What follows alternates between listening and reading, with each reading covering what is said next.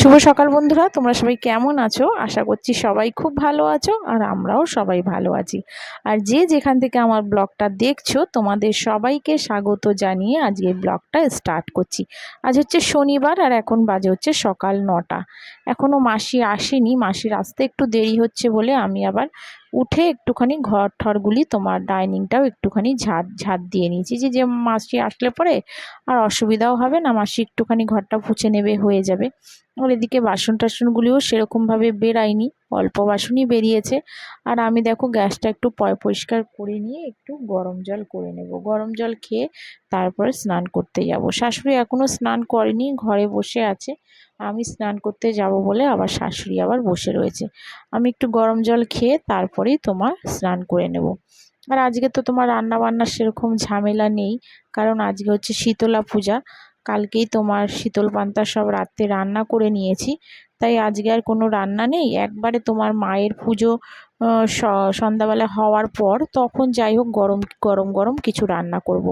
এখন আর শুধু চা ছাড়া আর কিছুই রান্না আর হবে না।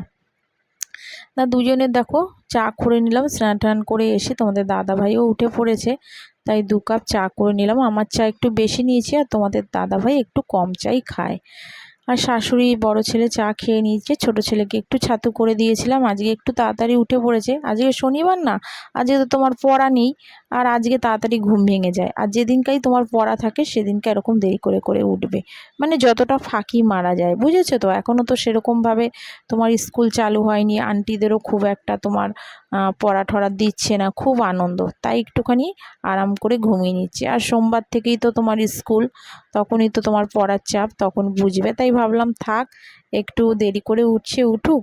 সোমবার থেকে তো স্কুল স্টার্টও হয়ে যাবে, সকাল সকাল আন্টিও ঢুকে যাবে, তখন তো আর এতক্ষণ ধরে ঘুমোতে পারবে না।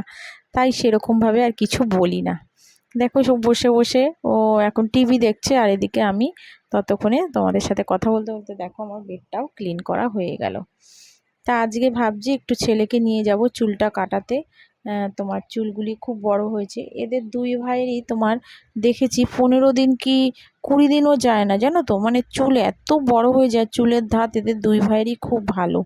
মানে চুল কাটাতে না কাটাতে আবার চুল বড় হয়ে যায়। আর যা গরম পড়েছে চুল তোমার দুইজনেরই মানে ঘামে পুরো ভিজে যায়, আর এই ঘামটাই তো তোমার বসে গেলেই তো ব্যাস ঠান্ডা লেগে যাবে। তাই একটু চুলটা কাটিয়ে আনবো। বড় ছেলেকে বললাম, বড় ছেলে বলছে না আমি এখন কাটবো না, কয়েকদিন পর কাটবো, তুমি ভাইকে নিয়ে যাও। তাই একটু চুলটা ওকে কাটাতে নিয়ে যাবো। আর এদিকে দেখো জামা কাপড়গুলি সব গুছিয়ে নিচ্ছি, ভাবছি এইসব করে ঠোরে একটু ওদের খেতে দিয়ে দেবো, খেতে ঠেতে দিয়ে তারপরে ছেলেকে চুল কাটিয়ে এনে তারপরে ভাবছি একটু আলমারিটা পরিষ্কার করব, কারণ আজকে তো আর রান্নাবান্না নেই। আমার একটু অভ্যাস আছে জানো তো, যখনই তোমার রান্নাবান্না একটু কম থাকবে বা তোমার রান্নাবান্না যেদিনকার দেখি মনে করি যে নেই, সেদিনকে একটু আলমারি গুছাতে বসে পড়ি। আলমারি গোছানোই থাকে, তাও আবার সব উলট পালট করে আবার তোমার ভালো করে গোছাতে বসে যাই।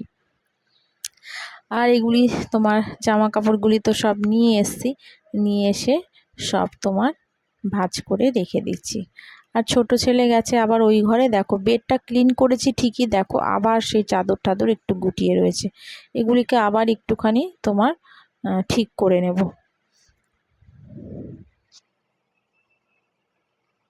ঘরের বেড টেড সব ক্লিন করে নিলাম, দেখো ঘর টর সবই পরিষ্কার হয়ে গেছে। আর তোমার এখন আবার ওদেরকে একটুখানি খেতে দেবো, খেতে দেখে দিয়ে আবার ছোটো ছেলেকে নিয়ে যাব হচ্ছে একটু চুল কাটাতে, চুলগুলিও খুব বড় হয়েছে। আর ওর আবার মানডে থেকে স্কুল খুলে যাচ্ছে, আর চুলগুলি কাটাবো, কারণ চুলগুলি খুব বড়ও হয়েছে আর ঘেমে যাচ্ছে, প্রচুর ঘাম। তোমার চুলগুলি না কাটালে পরে তোমার ঘামগুলি পুরো বসে যাচ্ছে জানো তো চুলে। তাই আর বাচ্চা সবসময় তো ধরো খেয়াল করতে পারছি না, ওই ঘামটাই হয়তো শুকিয়ে যাচ্ছে, তাই ভাবলাম না চুলটা একটু কাটিয়েই নিয়ে আসি, কারণ চুলের ঘামে প্রচণ্ড ঠান্ডাটা বেশি লাগে, তাই একটু চুলটা কাটিয়ে নিয়ে আসবো। আর আজকে আবার ওরা যাবে হচ্ছে আমার ভাইয়ের আবার মেয়ের আজকে আবার বার্থডে, তাই ওদের 2 ভাইকে যেতে বলেছে, আমার বাবা মাও যাবে, ভাইয়ের বাড়ির সামনেই, তাই ওরা আবার একটু পরেই বেরাবে, তাই একটুখানি ওদেরকে তোমার ভাতটা একটু খাইয়ে দেবো, শীতের পান্তা তো খাওয়াতেই হবে। তো দুপুরবেলা খাবে না, তাই এখন একটুখানি খাইয়ে দেবো, খেয়ে ওরা 1টার মধ্যে আবার বেরিয়ে যাবে। তারপরে তোমার এখনও তো সেরকম কোনো কাজ তো তোমার হয়েই গেছে, শুধু তোমার কাঁচা ধোয়াটা বাকি রয়েছে। আর আজকে তো রান্নাবান্নার কোনো ঝামেলা নেই, রান্না টান্না এখন আর কিছুই করবো না, করবো হচ্ছে আবার তোমার সন্ধ্যার পরে কুলো ভাসাবে, পুজো হয়ে যাওয়ার পরে কুলো ভাসানোর পরে আবার তোমার রান্না ঠান্না মানে যাই হোক করবো। এখন আর রান্না টান্না কিছুই করতে হবে না, কালকে রাত্রেই সব করে রেখেছি। তাহলে চলো ওদেরকে একটু ভাত দিয়ে দিই, তারপরে আবার তোমাদের সঙ্গে কথা হচ্ছে। আর এদিকে ওদেরকে আবার ভাত দিয়ে দিচ্ছি। দেখো একটু আলু সিদ্ধ আর বড়া তো ভেজেছিলাম, একটু শুকনো লঙ্কা দিয়ে, একটু বেশি দিইনি, অল্প দিচ্ছি কারণ ছোট ছেলেও খাবে। একটু তেল, সর্ষের তেল দিয়ে একটুখানি লঙ্কা নিয়ে আলু ভাতেটা একটু মেখে দিচ্ছি। আর ওদের তো তোমার লেবু দিয়ে ওরা খাবেই, পাতিলেবু একটুখানি কেটে নিয়েছিলাম, দুই ভাইকে একটু পাতিলেবু দিয়ে তোমার মেখে দিয়েছি। ছোট ছেলেকে আমি খাইয়ে দিয়েছি আর বড় ছেলে নিজে খেয়ে নিয়েছে। আর দেখো তারপরে চলে এলাম, তারপরে ওদের খাইয়ে ঠাইয়ে ছোটকাকে খাইয়ে মানে ছোট ছেলেকে খাইয়ে ঠাইয়ে এবার চুল কাটাতে নিয়ে গেছিলাম। চুল টুল কাটিয়ে টাটিয়ে এনে আবার দেখো বসে পড়লাম। কত দেখো আজকে কাঁচা বেরিয়েছে, অনেক কাঁচা আজকে বেরিয়ে গেছে, তা সেগুলি আবার বসে বসে কাচলাম। আর ছোট ছেলে বসে টিভি দেখছে, ওকে স্নান করিয়ে দিয়েছিলাম। আর বড় ছেলে বসে রয়েছে ঘরে, শাশুড়িও বসে আছে, যেহেতু তোমার কাজ টাজ নেই, সকালবেলায় স্নান করে নিয়েছে, বসে বসে টিভি দেখছে। এই দিনটাই একটুখানি তোমার পুজো টুজো থাকলে পরে এই দিনটাই একটু রেস্ট পাওয়া যায়, নালে তো প্রতিদিনই তোমার সকাল থেকে কাজ। তাই কেচে কুচেই ভাবছি একটু আলমারিটা পরিষ্কার করব, করে ঠোরে তারপর ততক্ষণে তোমাদের দাদা ভাইও চলে আসবে আর ওদের তখন খেতেও দিয়ে দেবো, কারণ এখন অনেকটাই বেলা হয়ে গেছে। আর জামা কাপড়গুলিও দেখো মেলে দিচ্ছি সব। আজকে রোদ্দুরটাও রয়েছে, ভালোই রোদ রয়েছে। তোমার মাঝে মাঝে একটুখানি মেঘ দেখা যাচ্ছে ঠিকই, কিন্তু গরমটাও ভালো আর রোদ্দুরটাও দেখো ভালোই উঠেছে, তাই সেগুলি মেলে দিচ্ছি সব। আর কিছু তোমার জামা কাপড় আবার রেখে দিলাম, মাসি বিকালে আসবে, বিকেলে একটু কেচে দেবে। তা একবারে তো তোমার এত কিছু মেলা যায় না, কারণ আজকে তো তোমাদের দেখালাম অনেকগুলি জামা কাপড় বেরিয়ে গেছে, তাই সব তো একবারে তোমার এখানে মেলতে পারবো না। আবার যে ছাদে দিয়ে আসবো, আবার যদি হঠাৎ করে বৃষ্টি সৃষ্টি নেমে যায় তখন আবার ছাদে উঠে দৌড়াতে হবে। হয়তো দুপুরের দিকে একটু শুলাম, তখনই হয়তো যদি বৃষ্টি টিষ্টি নেমে যায় তাহলে হয়তো ভুলে গেলাম, তার জন্যে আর ছাদে গেলাম না, এখানেই তোমার কম বেশি করে সব মেলে দিলাম। আর কিছু মাসির জন্য রেখে দিলাম, যে মাসি বিকেলে এসে কাচবে।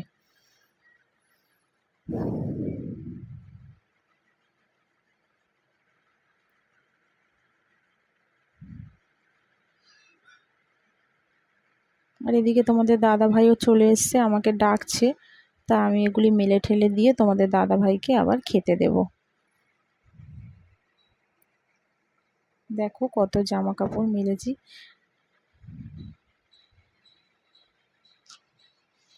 তারপর সবাই খেয়ে দিয়ে দেখো সন্ধ্যার দিকটা সব ডন্ডি কাটছে, মায়ের পুজোর যারা যারা উপোস করে সব ডন্ডি কাটছে। দেখো দূর থেকে তোমাদেরকে দেখাচ্ছি, আমি একটু ব্যালকনিতে দাঁড়িয়েছিলাম, দুপুরবেলার দিকে আর শুইনি, এইসব দেখার জন্যে একটুখানি ব্যালকনিতে আবার দাঁড়িয়েছিলাম। অনেকেই কেটেছে এবারে, যেন অনেক মানে উপোসও করেছে অনেকজন আর ডন্ডিও কেটেছে, নালে এতবার কোনোবারই তোমার এত লোক হয় না, তাই এবারে দেখলাম অনেক লোকজন মানে ডন্ডি কেটেছে।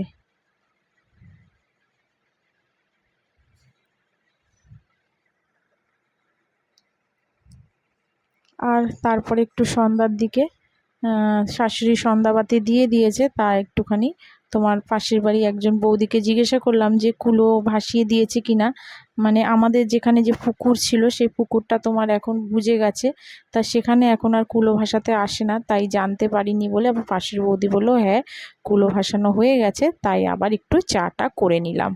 শাশুড়ি একটুখানি করে নিয়েছিল আগে, আর আমি একটু দেখো দুধ চা করে নিচ্ছি। আর ছেলে গেছে একটু, বলে মা একটু কেক খাবো, গেছে বাবুজি কেক আনতে, তাই ছোট ছেলে আর বড় ছেলে তিনজনে মিলে আমার জন্য একটা বাবুজি কেক এনে তিনজনে মিলে খেয়ে নিয়েছি। চায়ের সাথে দেখো একটু বাবুজি কেক নিয়ে খাচ্ছি। তাহলে চলো আজকের মতন আমার ব্লগটা এখানেই শেষ করছি। তোমরা সবাই ভালো থেকো, সুস্থ থেকো, সাবধানে থেকো। আবার দেখা হচ্ছে তোমাদের সাথে আগামীকাল।